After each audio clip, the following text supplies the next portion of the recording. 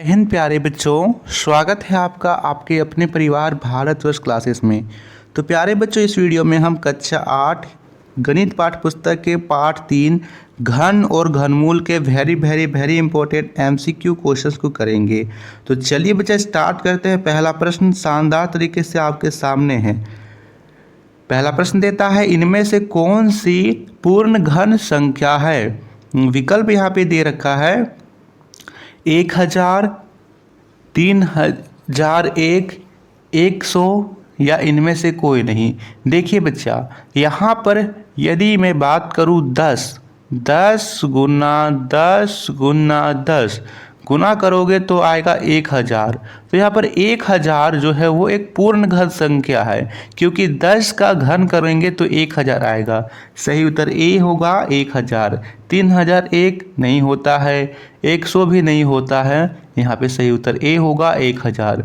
दूसरा प्रश्न दिया गया है 125 का घनमूल क्या है। देखिए बच्चा, आपको घनमूल 1 से लेकर के 10 तक याद कर लेने हैं। जैसे कि 1 का घन 1 होता है, 2 का 4, 3 का है ना 1 का 1, 2 का 8, 3 का 27, 4 का 64, 5 का 125, इस पर का याद करता है। तो आप देखोगे कि 125 का घनमूल करेंगे तो यहाँ पर होगा 5। सही उत्तर ए होगा 5। अगला प्रश्न 7 माइनस का 7 और इसकी घात 3 है, यानी कि -7 का हम घनमूल करेंगे तो क्या होगा। विकल्प दे रखा है माइनस का 243, 343, 143 या फिर माइनस का 343। देखिए 7 का घन करेंगे तो हम यहाँ पर होगा 343, बिल्कुल सही बात है। लेकिन इसके आगे माइनस लगेगा या फिर प्लस लगेगा, तो हम किस प्रकार से देखेंगे सर। तो देखिए माइनस का 7 है ना, माइनस का 7 का घनमूल कर रहा है, यानी कि माइनस के 7 को हम 3 बार लिख सकते हैं। माइनस का 7 गुना माइनस का 7 गुना माइनस का 7, 3 बार लिख लिए। अब देखिए गुना करने पर 343 होगा, बिल्कुल सही बात है। अब यहाँ पर माइनस, शुरू में माइनस, 3 बार माइनस आ रहा है, माइनस माइनस माइनस, तो हम इसको हल कर लेते हैं। यहाँ पर माइनस माइनस प्लस हो गया और फिर माइनस है तो माइनस प्लस माइनस होगा, यानी कि यहाँ पर जो 343 होगा वह माइनस का होगा बच्चा, माइनस का होगा। विकल्प डी सही है, विकल्प डी एकदम सही है। माइनस का 343 यहाँ पर उत्तर सही होगा, यानी कि तीसरे प्रश्न का सही उत्तर होगा यहाँ पर डी। चौथा प्रश्न दे रखा है 1000 का घनमूल है। अभी हमने देखा पहले प्रश्न में भी यही था, 1000 का घनमूल हमें बताना है, 10 होगा। आंखों में सही उत्तर डी होगा, बी होगा। अगला प्रश्न 27000 का घनमूल क्या होगा। आपको इतना बड़ा संख्या का घनमूल नहीं आ रहा है तो आप यहाँ से देखो, 3 जीरो हटा दीजिए नीचे से, पीछे से। आगे बचा यहाँ पे 27 का यदि हम घन करेंगे तो आएगा 3। अब 3 जीरो है, घनमूल में 1 जीरो निकलता है तो 0 निकल गया, 30 आ गया। सही उत्तर सी होगा 30। अगला प्रश्न दे रखा है 32.678 का घनमूल क्या होगा। यहाँ पर यदि आप इसका घनमूल करोगे तो होता है 32, ठीक है 32 7 6 8, दशमलव है, दशमलव हटाएंगे तो नीचे में 1 के साथ 3 जीरो जाएगा। ऊपर में यदि आप दशमलव करोगे तो ऊपर में आपका आएगा 3 2 32 आएगा और नीचे में आएगा 10। इसे हल करोगे तो आएगा 3.2। सही उत्तर ए होगा। सातवां प्रश्न, निम्नलिखित में से किस संख्या का घन विषम होगा। 27, 98, 49, 102। बताइए सातवें का सही उत्तर क्या होगा। सातवें का सही उत्तर यहाँ पर सी होगा 49। 49 का घन करेंगे तो विषम होगा। क्यों विषम होगा, क्योंकि इसका घन करने पर 7 निकलता। यहाँ पे इसका घन करेंगे तो यहाँ पर इसका अंतिम अंक 9 है, इसका घन करने पर लास्ट में अंतिम अंक कितना आएगा, 9 का करने पर आता है यहाँ पर 729, 9। इस प्रकार से यहाँ पर घन विषम होगा।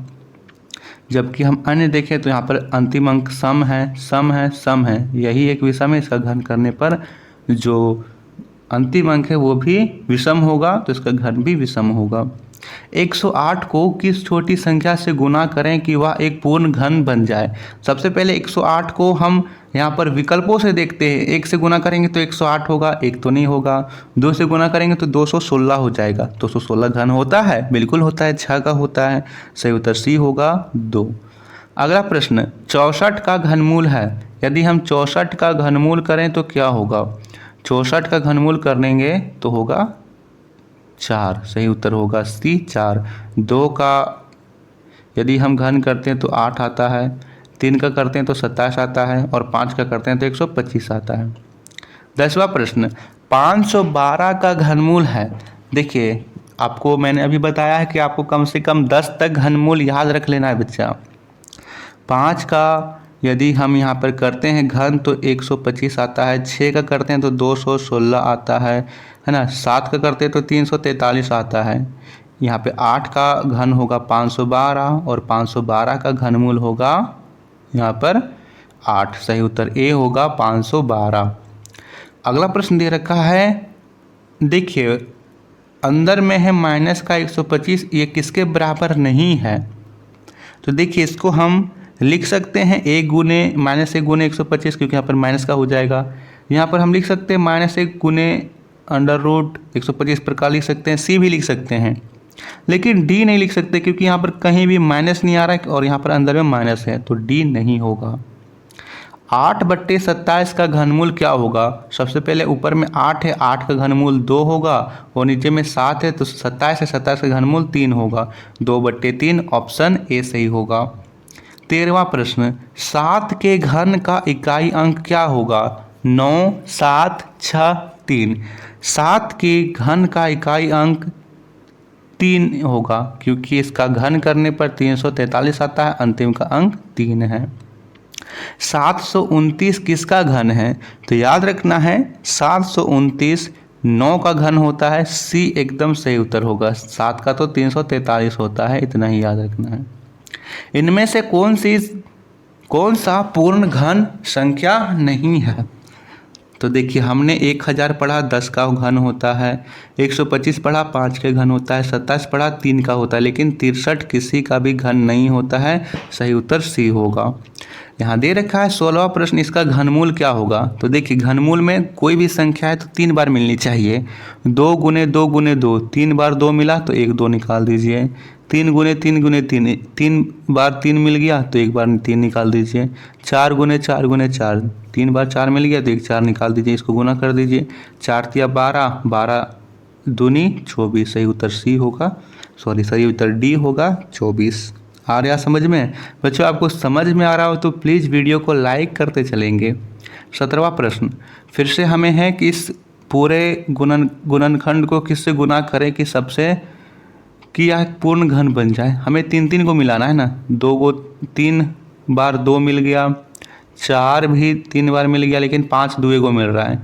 यदि 5 एक और होता ना तब यह पूर्ण घन हो जाता, तो 1 और 5 से गुना कर देंगे। सही उत्तर डी होगा। 132 के घन में इकाई का अंक क्या होगा?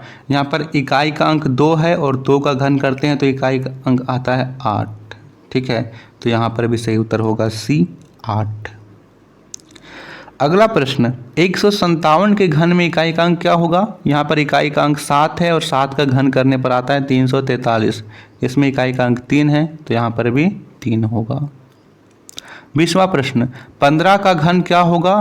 15 का घन करने पर यहाँ पर आएगा, ये आप याद कर लीजिएगा, 15 का घन करने पर हमेशा आएगा 3375। सी सही होगा। 216 का घनमूल क्या होगा? हमने देखा 6 का घनमूल क्या होता है? 216। सही उत्तर बी होगा। 22वां प्रश्न दे रखा है, निम्नलिखित घन संख्या में किसका घनमूल विषम होगा? विषम होगा यानी कि इसमें से जो भी संख्या दे रखी है उसका इकाई का अंक भी विषम होगा। इसका इकाई का अंक 8 है तो यह नहीं हो, यहाँ पे इसका इकाई का अंक 8 है तो यह सम संख्या है, या इसका घनमूल जो है विषम नहीं होगा। इसका भी इकाई का अंक सम संख्या, इसका भी घनमूल विषम नहीं होगा, इसका भी सम संख्या विषम होगा। सही उत्तर यहाँ पर डी होगा 3375। इसका जो घनमूल है वो विषम संख्या होगा। निम्नलिखित घन संख्या में किसका घनमूल सम होगा? यहाँ पे अंतिम का अंक सम होना चाहिए, यहाँ पे अंतिम अंक 8 है और यह सम है। सही उत्तर ए होगा। निम्नलिखित में से किसका घन सम होगा? सम यानी संख्या भी सम होनी चाहिए। 11, 13, 15 ये तीनों विषम संख्या है, यहाँ पर एक ही सम संख्या है 12। सही उत्तर बी होगा। निम्नलिखित में से किसका घन विषम होगा? विषम संख्या होनी चाहिए, विषम संख्या 15 है, बी हो जाएगा। तो बच्चा यह था इस पाठ से संबंधित सभी MCQ क्वेश्चंस। वीडियो को जितना हो सके आप शेयर कीजिए और लाइक ज़रूर कीजिएगा। थैंक यू बच्चा।